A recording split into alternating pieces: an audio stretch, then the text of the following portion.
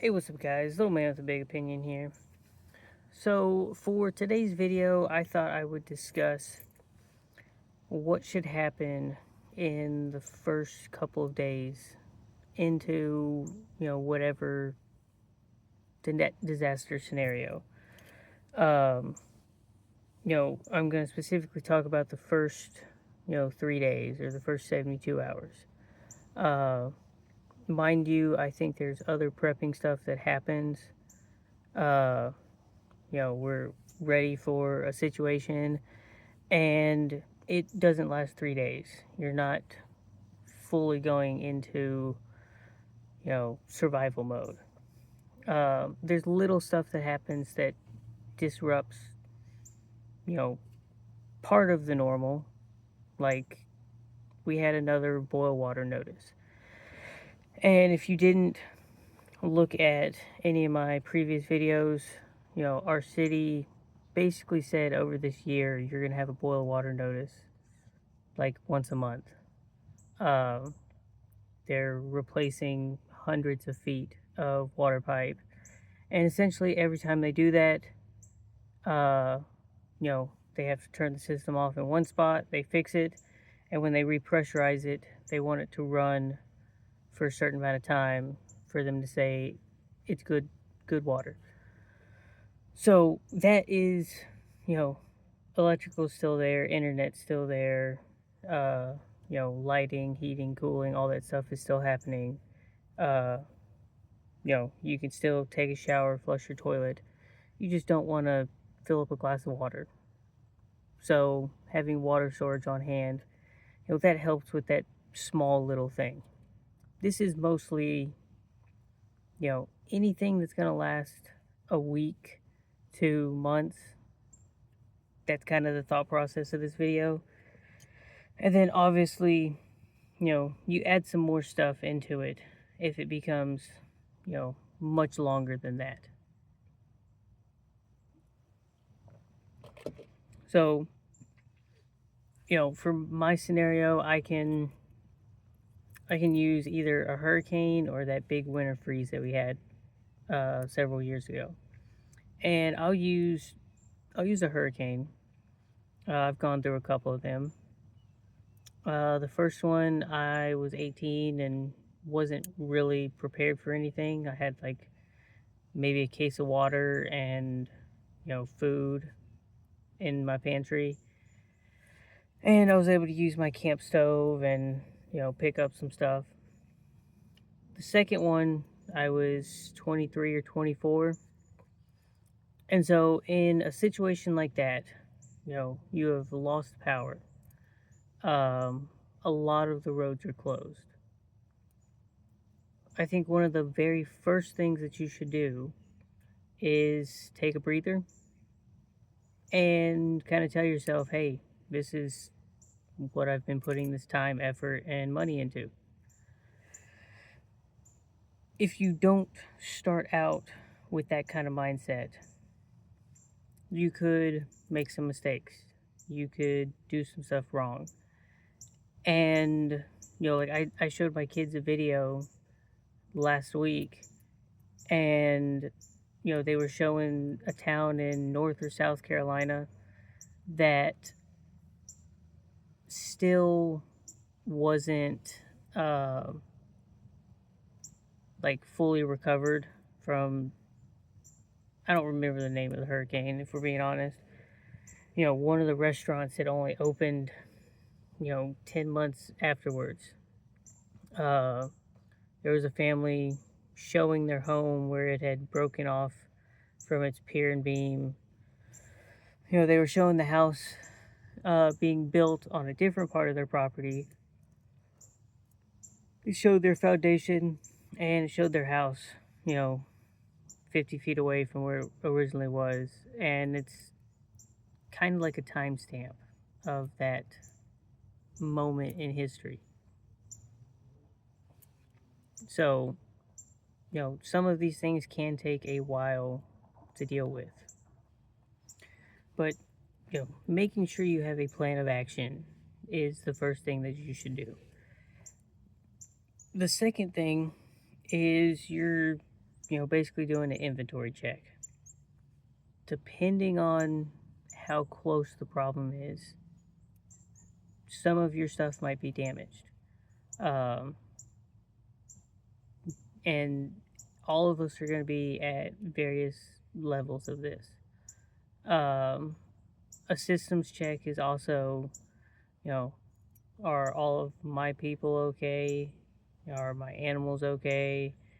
Um, depending on if you've discussed with, friends and family and neighbors, like you're kind of doing a roll call.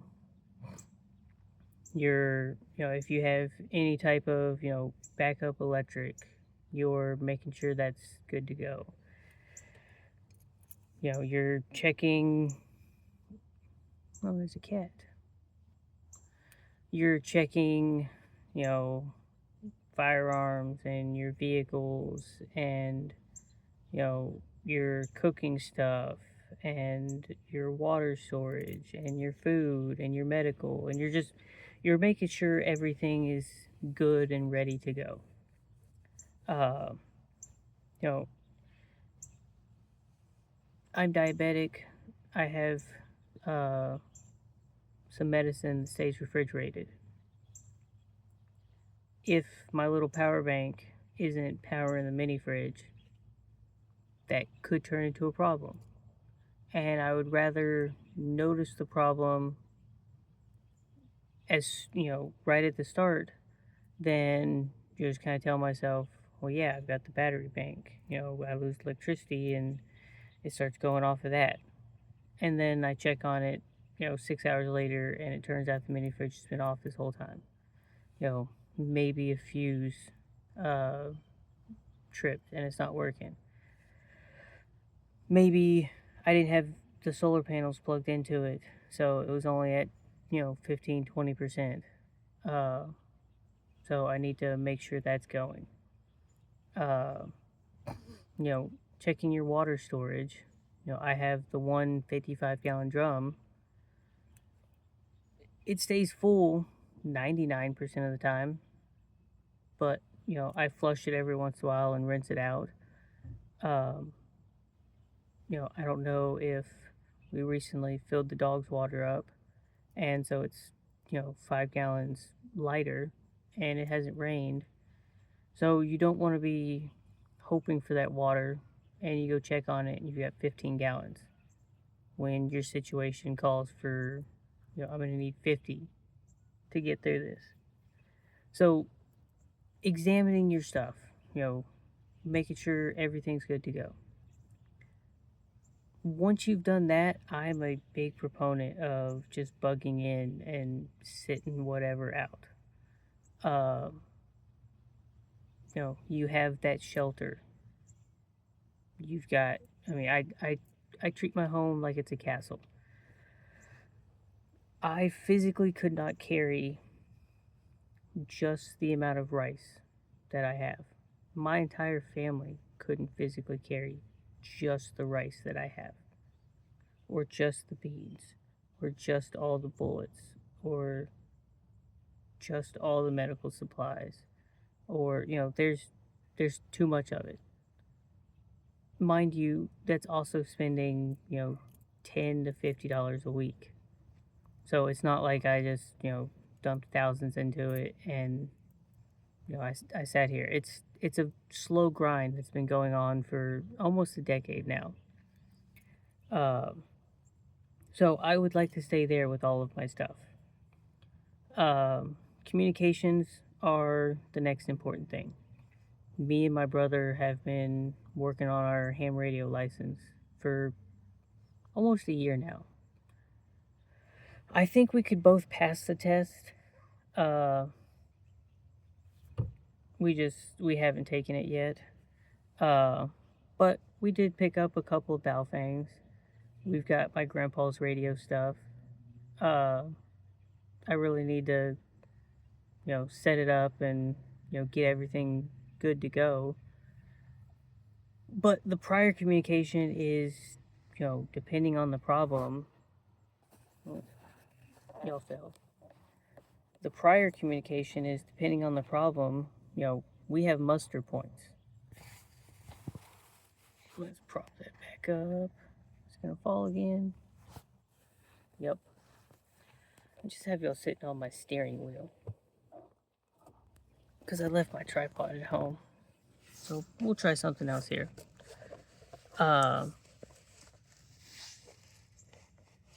But that prior knowledge is super important. No, it doesn't want to stay standing up. The prior knowledge is super important. Maybe transfer y'all to the door.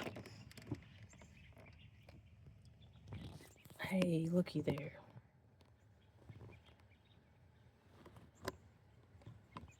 We're back in action.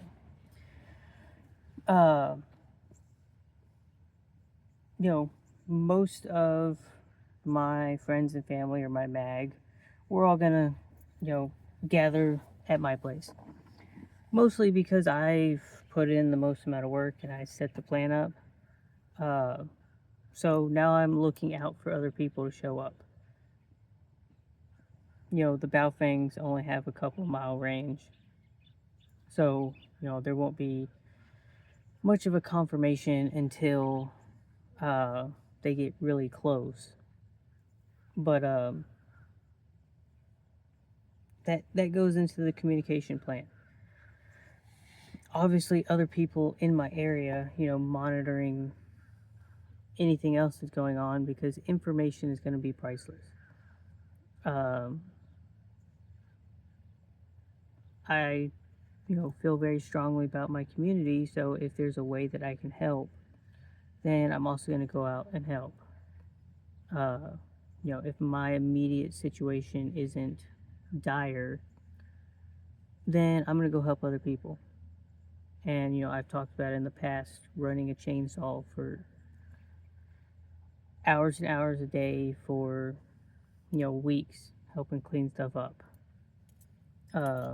So once I've taken stock of my situation, I'm kind of inclined to go do that. But if I had to bug in, then, I'm checking that everything's good, and, then it kind of turns into a waiting game. If it was the big one where, things are going to fall apart, I want to lay low and stay in my home. I want the least amount of people to know that things are going great where I'm at. So, yes, we have a gas generator. It's probably not going to get used for a while. Like, that's why I'm slowly transitioning to solar, because it is a lot more discreet. The lights that we have, it's a very simple thing to hang curtains up in your house. There goes that cat. It's a very easy thing to do to make it look like nobody is home. As easy it is to make it look like, there's a bachelor party going on at your house.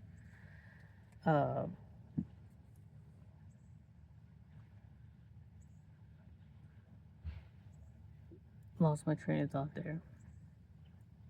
So, I live right next door to my grandparents, and we're kind of just hanging out and having a good time. We're listening to any sort of communications that give some sort of a time frame for things to go back to normal. If there is, a food line set up, then we're participating in the food line. We want to seem like every other group out there.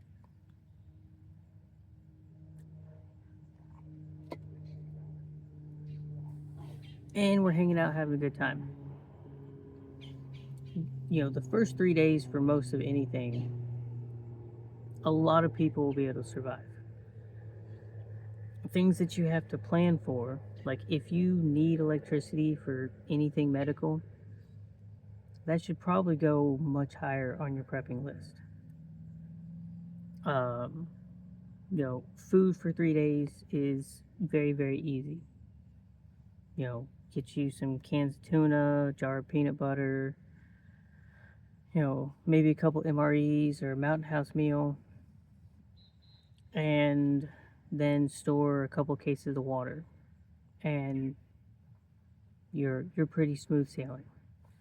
A first aid kit from Walmart is going to cover 90% of your problems.